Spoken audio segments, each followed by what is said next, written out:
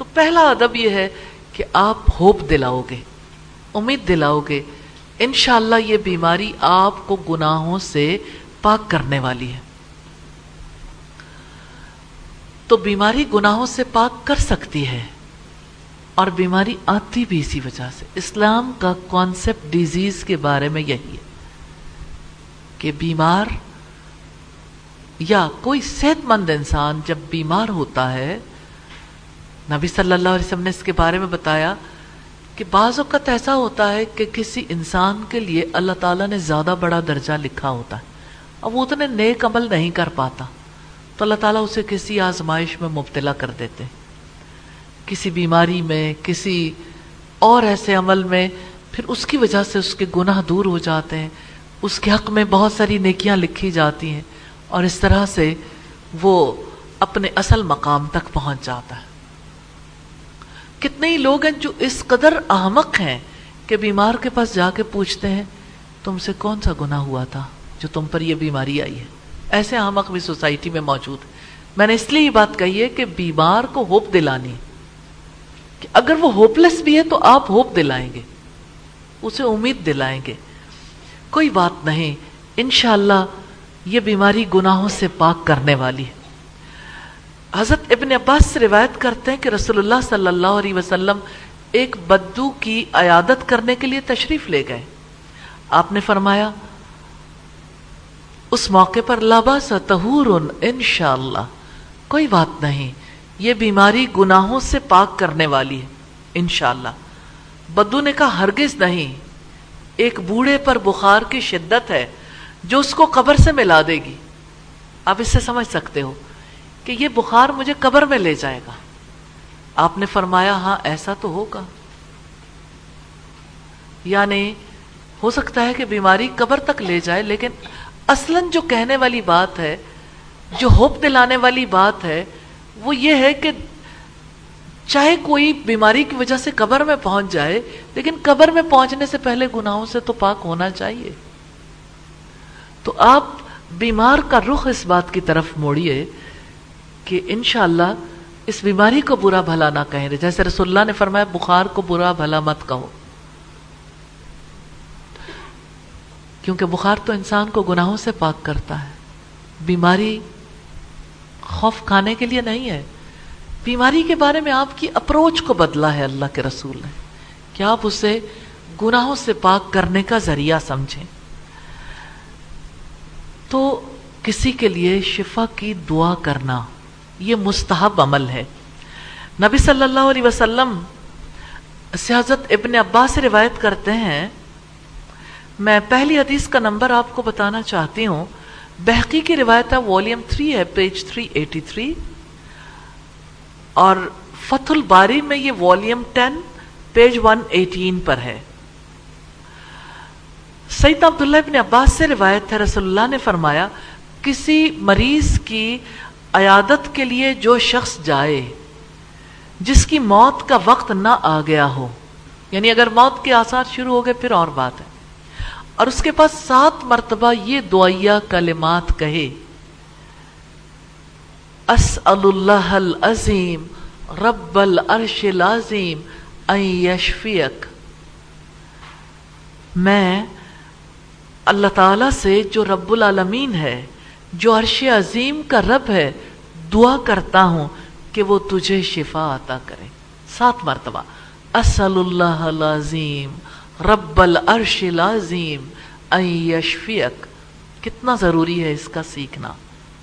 سیکھیں گے اس ویک میں انشاءاللہ۔ تو اللہ تعالیٰ بیمار کو اس بیماری سے نجات عطا کر دیتا ہے، یعنی موت کا وقت نہ لکھا ہو تو نجات مل جاتی ہے۔ آپ لوگوں کے گھر میں کوئی بیمار ہے، کسی کے گھر میں، کسی کے نیبرز میں، یہ دعا ضرور ان کے لیے پڑھیے، اور لکھ کر بھی لگا دیں تاکہ جو بھی آئے وہ بھی پڑھے، ان سے بھی کہیں 7 ٹائمز اسے پڑھ لیں، اسأل اللہ العظیم رب العرش العظیم ان یشفیک۔ میرا خیال ہے اس کا کوئی سٹیکر بھی ہوگا، اگر سٹیکر ہے تو اس کو ضرور لے لیجئے، اور ضرور جہاں کہیں کوئی بیمار ہو آپ اسے اس کی کسی قریبی جگہ پہ رکھ بھی سکتے ہیں، چاہیں تو وہ خود چاہیں تو کسی جگہ پیسٹ کر لیں جہاں سے انہیں نظر آتا رہے۔ تو یہ روایت ترمذی کی ہے 2084 نمبر پر 2084۔ اسی طرح سے عیادت اگر بہت طویل نہ ہو تو ایک دن میں کئی چکر بھی لگائے جا سکتے ہیں، یعنی بہت زیادہ دیر نہیں گزارنی چاہیے۔ تیمارداری کرنا چاہتے ہیں تو اور بات ہے، ورنہ اگر جا کے بہت دیر بیٹھے رہیں تو مریض تھک جاتا ہے، گھر والے بھی تھک جاتے ہیں۔ اس وجہ سے زیادہ وقت نہیں لگانا چاہیے، دعا دیں اور آپ کو نکل جانا چاہیے۔ ہاں اگر مریضہ خود بار بار کہے تھوڑی دیر بیٹھ جائیں، پھر بیٹھ جانا چاہیے۔ یا اسی طرح سے کوئی ایسا فرد ہے جو چاہتا ہے کہ میرے پاس کوئی وقت گزارے، جیسے ریلیٹیوز ایسے ہوتے ہیں جو چاہتے ہیں کہ پاس بیٹھیں، ان کے پاس بیٹھنا چاہیے۔ سیدہ عائشہ کہتی ہیں غزوہ خندق میں جب سعد بن معاذ ہاتھ میں تیر لگنے سے زخمی ہو گئے تو رسول اللہ صلی اللہ علیہ وسلم نے مسجد نبوی میں ہی ان کے لیے خیمہ لگوا دیا تاکہ قریب سے ان کی دیکھ بھال کی جا سکے۔ بار بار آنا جانا تھا، اس وجہ سے خیمہ لگوا دیا۔ بخاری اور مسلم دونوں میں یہ روایت موجود ہے۔ تو جو عیادت کرنے کے لیے جائے اس کو چاہیے کہ جانے سے پہلے وضو کر لے، ظاہر دعا دینی ہے، مریض کے پاس جانا ہے۔ وضو کرنے سے آپ ویسے بھی جرم سے بھی پاک ہو جائیں گے اور آپ کی سوچ بھی بہتر ہو جائے گی انشاءاللہ، اور اللہ تعالیٰ کی طرف رخ ہوگا، دعا دینا آسان ہوگا۔ ورنہ مریض کے پاس جا کے لوگ اسی سے پوچھتے ہیں اچھا کیا ہوا تھا، کیسے ہوا، وہ 1000 بار سٹوری سنا چکا ہوتا ہے، وہ پھر نئے سرے سے اس کے زخم کو ریدنے شروع کر دیتے ہیں، اور شاید ہم اس بات سے رک ہی نہیں سکتے۔ میں نے تو یہ محسوس کیا ہے کہ یہ ہماری عادت میں اس طرح سے شامل ہو گیا، لیکن جب آپ دعا دیں گے تو اگلی بات شروع ہو جائے گی، شفا پر، ہوپ، امید، گناہوں سے پاک ہونے پر انشاءاللہ۔ اسی طرح سے مریض کے پاس جا کے کھانے پینے سے احتیاط کرنی چاہیے، کیونکہ مریض کے پاس جانے والے عام طور پر ہمارے یہاں عیادت کے لیے جو بھی جاتا ہے اس کو کھانے پینے کے لیے اس کے لیے ٹرالی لگتی ہے، اس کے لیے باقاعدہ طور پر اہتمام کیا جاتا ہے، چائے، ٹھنڈا، کچھ بھی، پھل یا اسی طرح سے دیگر چیزیں۔ تو بہت زیادہ تکلیف دہ صورتحال بھی پیدا ہو جاتی ہے، کیونکہ مریض کو سنبھالنے والے عیادت کرنے والوں کو سنبھالتے رہتے ہیں اور مریض اگنور ہو جاتا ہے۔ لیکن اصل بات یہ ہے کہ کھانے پینے کی چیزیں ارد گرد ہو، مریض بھی سم ٹائمز ان سے اچھا فیل کرتا ہے، اس کا بھی جی چاہتا ہے کھانے کا، اور اس کے لیے اچھا نہیں ہوتا۔ سم ٹائمز ایسا ہوتا ہے کہ مریض اس کی وجہ سے اریٹیٹ ہوتا، تو مریض کا دھیان رکھنا چاہیے۔ اور اسی طرح سے اگر کوئی پیشنٹ بہت زیادہ غمزدہ ہے، بہت زیادہ پریشان ہے، تو اس کی کاؤنسلنگ بھی کرنی چاہیے۔ عبداللہ ابن عمیر سے روایت ہے کہ انہوں نے ام العلا سے روایت کیا ہے، وہ کہتی ہیں آدانی رسول اللہ صلی اللہ علیہ وسلم وانا مریضۃ، کہتے رسول اللہ نے میری عیادت کی اور میں بیمار تھی۔ فقال ابشری یا ام العلا، کہ آپ کو خوشخبری ہو ام العلا، فإن مرض المسلم یذہب اللہ بہ خطایاہ، کہ مسلمان مریض کی خطاؤں کو اللہ تعالیٰ دور کر دیتے ہیں، یعنی اس کی غلطیوں سے اسے پاک کر دیتے ہیں۔ کما تذہب النار خبث الذہب والفضہ، جیسے آگ سونے اور چاندی کی میل کو دور کر دیتی ہے، یعنی سونے چاندی سے میل کچل دور کرنی ہو تو اسے پگھلایا جاتا ہے نا آگ پر، بھٹی پر، تو ایسے ہی بیماری بھی انسان کو پاک کر دیتی، اس کے گناہ دور ہو جاتے ہیں۔ الحمدللہ یہ روایت ابو داؤد کی ہے۔ اسی طرح سے ہمیں یہ بھی دیکھنا چاہیے عیادت کرتے ہوئے، اور خاص طور پر تیماردار کو، خوشگوار باتیں کرنا ضروری ہے، اچھی باتیں کرنا ضروری ہے۔ اچھا آپ دیکھیں ہماری سوسائٹی میں خوشگوار باتیں عجیب ہیں، جیسے لوگ خوشگوار باتیں سمجھتے ہیں جوکس کو، اور جوکر جو ہیں وہ ٹی وی پروگرامز کے ذریعے سے سارے لوگوں کو ایجوکیٹ کر رہے ہیں، کسی کی شخصیت کی دھجیاں اڑائی جائیں، کسی کے بخیے ادھیڑے جائیں، خاندانی طور پر یا سیاسی طور پر یا کسی اور اعتبار سے۔ تو قریب بیٹھ کے اگر لوگوں کی دھجیاں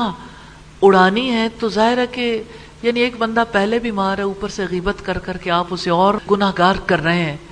اور آپ سمجھتے ہیں کہ اس طرح سے ان کا موڈ اچھا ہو جائے گا، تو یہ طریقہ کار درست نہیں ہے،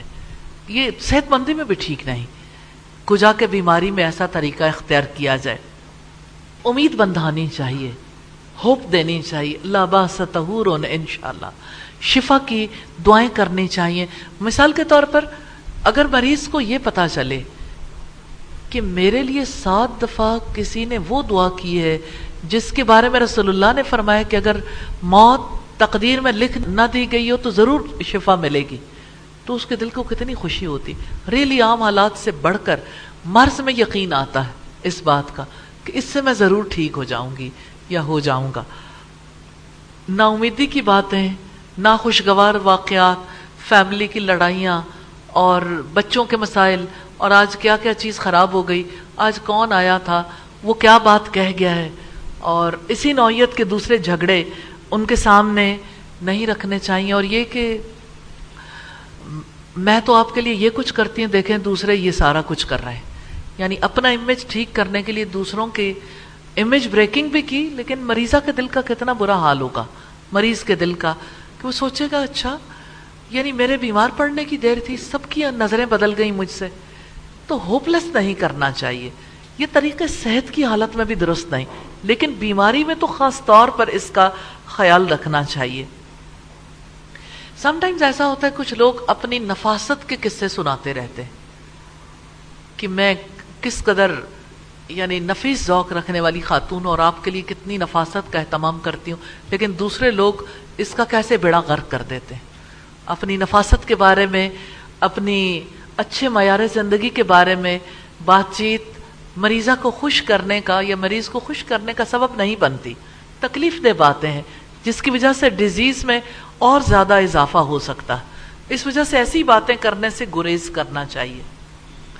اسی طرح سے ہم دیکھتے ہیں کہ سم ٹائمز ایسا ہوتا ہے کہ لوگ عیادت کرنے چلے جاتے ہیں، نیت کو خالص کر کے نہیں جاتے، تو نیت کا اخلاص ضروری ہے۔ نیت کا اخلاص انسان کو اجر کا مستحق بناتا ہے، اور جب کوئی نیت کو خالص نہیں کرتا تو عیادت بھی ہو جاتی ہے اور اجر بھی نہیں ملتا، اور اسلامی طریقہ کار اختیار نہ کرنے کی وجہ سے پکڑ بھی ہو جاتی ہے۔ اسی طرح سے شفا کی دعائیں ہیں، شفا کی یہ دعائیں انشاءاللہ آپ کو بہت ہیلپ کریں گی۔ عیادت کے آداب ہیں، اس میں یہ شفا کی دعائیں ہیں۔ اللہ تعالی ہم سب کو توفیق عطا کرے کہ ہم لوگوں کے لیے شفا کا سبب بننے والے ہوں، ان کو دعا دینے والے، دعا سبب ہے نا، دعا دینے والے ہوں، ان کو ہوپ دینے والے ہوں، ان کا تعلق ان کے رب سے جوڑنے والے ہوں۔ اللہ تعالی ہم سب کو خالص نیت کے ساتھ عیادت کرنے کی توفیق عطا فرمائے۔